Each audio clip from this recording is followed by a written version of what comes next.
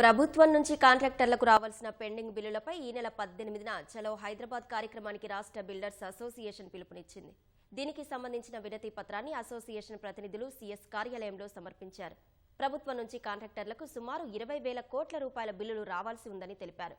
కాంట్రాక్టర్లు తెచ్చిన అప్పులు చెల్లించలేక తీవ్రమైన మానసిక ఒత్తిడితో ఆత్మహత్యలకు పాల్పడుతున్నారని ఆవేదన వ్యక్తం చేశారు. ఆర్&బి, పంచాయతీరాజ్, ఇరిగేషన్ తదితర శాఖల్లో ఏడాదికి పైగా పెండింగ్లో ఉన్న బిల్లులన్నీ వెంటనే మంజూరు చేయాలని డిమాండ్ చేశారు. మాకు పెండింగ్ బిల్లులు చాలా ఇబ్బందికరంగా, అంటే ఈరోజు పేమెంట్లు ఇస్తారు అనే నమ్మకంతో ఎంతోమంది కాంట్రాక్టర్లు ముందుకొచ్చి పనిచేసి వాటి పని చేసినా కానీ పేమెంట్లు అనేది లేవు. ఇది సంవత్సరాల తరబడి ఇదే విధంగా పెండింగ్లో జరిగిపోతుంది.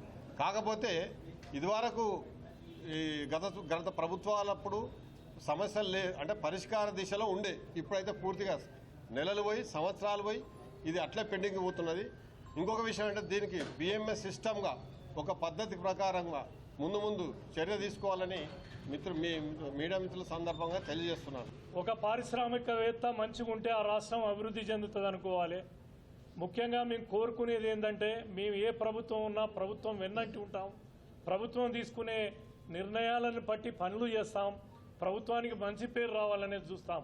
మొదలు పని చేసినోనికి మొదలు పేమెంట్ ఇస్తే వాడు పని చేస్తాడు. పసరానికైనా గడ్డేసి పని చేయించుకోవాలి, కానీ గడ్డేయకుండా అది పని చేయదు, ఎట్టిపోతుంది.